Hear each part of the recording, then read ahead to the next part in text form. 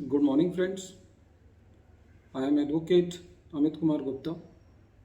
अपने income tax के cases की सीरीज़ में आज जो मैं केस आप लोगों के सामने डिस्कस करने जा रहा हूँ, उस केस का नाम है my home developers versus assistant commissioner of income tax. ये केस 9 फरवरी 2021 को डिसाइड हुआ। मैटर 434 ITR पेज नंबर 270 पे रिपोर्ट किया गया। केस बहुत इंटरेस्टिंग है। इसमें 3 असेसमेंट ईयर इन्वॉल्व हैं। असेसमेंट ईयर 11-12, 12-13 और 13-14। एसएससी को सेक्शन 148 का नोटिस इशू किया गया। इन 3 सालों में से 1 साल की असेसमेंट एसएससी की सेक्शन 143 सब सेक्शन 3 में हो चुकी थी। एसएससी एक पार्टनरशिप फर्म है इस केस में, और उस पार्टनरशिप फर्म की जो पार्टनरशिप डीड थी उसके अंदर ये लिखा हुआ था कि पार्टनर्स को इंटरेस्ट ऑन कैपिटल और रेम्यूनरेशन जो है वो दिया जा सकता है। ये कंडीशन थी उसमें। एसएससी को सेक्शन 80 IB सब सेक्शन 10 की डिडक्शन मिली हुई थी, और पार्टनरशिप फर्म ने किसी भी पार्टनर को ड्यूरिंग द असेसमेंट ईयर्स जिनका केस था, पार्टनर्स को इंटरेस्ट और रेम्यूनरेशन पे नहीं किया था। डिपार्टमेंट का कहना ये था, ये एलिगेशन थी सेक्शन 148 का नोटिस इशू करने की, कि एसएससी ने ज़्यादा डिडक्शन क्लेम करने के लिए पार्टनर्स को इंटरेस्ट ऑन कैपिटल और रेम्यूनरेशन पे नहीं किया है।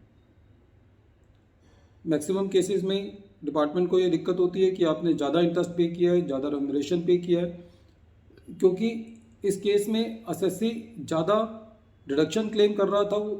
तो डिपार्टमेंट का ये कहना था कि एसएससी ने अपना प्रॉफिट इसलिए ज़्यादा दिखाया है क्योंकि वो ज़्यादा डिडक्शन क्लेम करना चाहता है। बड़ी विचित्र बात है, डिपार्टमेंट की बड़ी वाइल्ड थिंकिंग है, बड़ी वाइल्ड अप्रोच है। बहरहाल इस केस में डिपार्टमेंट जो है वो इन 3 नोटिस के अगेंस्ट रिट के अंदर गया, और गुजरात हाई कोर्ट ने बड़ा बैलेंस्ड डिसीजन दिया। एसएससी का कहना ये था कि क्योंकि मेरा एक असेसमेंट ईयर 143(3) के अंदर हो चुका है, और ये नोटिस 4 साल के बाद इशू किया गया है, तो डिपार्टमेंट को ये बताना है कि मैंने कोई ऐसी इन्फॉर्मेशन डिस्क्लोज नहीं की है जिसकी वजह से मेरी इनकम एस्केप होती है, क्योंकि असेसमेंट मेरी कर दी गई है 1 साल में, और उस साल में बिना इंटरेस्ट दिए हुए और बिना रेम्यूनरेशन दिए हुए मेरी 80 IB की डिडक्शन को कंसीडर किया जा चुका है। तो इसीलिए मेरे कंसिस्टेंसी के बेसिस पे मुझे अगले सालों में भी यही स्टैंड जो है वो लिया जाना चाहिए। डिपार्टमेंट ये कह रहा था कि साहब, क्योंकि एसएससी को ज़्यादा डिडक्शन मिल रही थी, तो तीनों सालों में एसएससी को ये सारे खर्चे जो है पार्टनर्स को इंटरेस्ट भी पे करना चाहिए था और रेम्यूनरेशन भी पे करना चाहिए था, और इस हिसाब से एसएससी की डिडक्शन जो है वो रिड्यूस की जानी चाहिए। तो हाई कोर्ट ने ये फैसला दिया कि एसएससी ने कोई भी अपनी इन्फॉर्मेशन जो है वो ऐसी नहीं छुपाई है, क्योंकि एसएससी का असेसमेंट हो चुका है, पार्टनरशिप डीड डिपार्टमेंट के पास थी और असेसमेंट हो चुका था, और उसमें डिपार्टमेंट ये मान चुका था कि ये 80 IB की डिडक्शन ठीक क्लेम की गई है। तो एक सेटल्ड जो असेसमेंट हो चुकी है उसको डिस्टर्ब करना जो है वो ठीक नहीं है।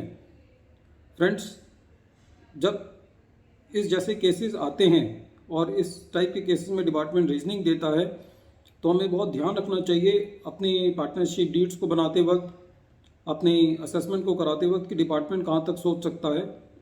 इस केस में मद्रास हाई कोर्ट ने ये भी कहा कि खाली पार्टनरशिप डीड में यदि इंटरेस्ट ऑन कैपिटल या रेम्यूनरेशन का प्रोविज़न है, तो इसका मतलब ये नहीं लिया जाना चाहिए कि पार्टनरशिप को ये इंटरेस्ट पे करना जरूरी है। इसका कहीं भी ये इंटरप्रिटेशन नहीं निकाला जा सकता कि यदि पार्टनरशिप डीड में इंटरेस्ट ऑन कैपिटल या रेम्यूनरेशन देने का प्रावधान किया गया है, तो इसका मतलब ये नहीं है कि पार्टनरशिप डीड को इंटरेस्ट ऑन कैपिटल या रेम्यूनरेशन पार्टनर्स को देना ही है। बहुत इंपॉर्टेंट जजमेंट है, और इस जजमेंट से जहाँ पे भी डिडक्शन के केस में डिपार्टमेंट 148 को के द्वारा एसएससी को रीअसेस करना चाहता है तो उस केसेस में इस जजमेंट की हमें मदद मिल सकती है। और मद्रास हाई कोर्ट ने एसएससी के फेवर में डिसीजन दिया और 3 सालों के सेक्शन 148 के नोटिस को क्वैश कर दिया। Friends, once again I am repeating the name of the judgment. The name of the judgment is my homes developers versus Assistant Commissioner of Income Tax, and this case has been decided on 9 February 2021, and this case has been reported in 434 ITR at page number 270. Thank you friends. Thank you.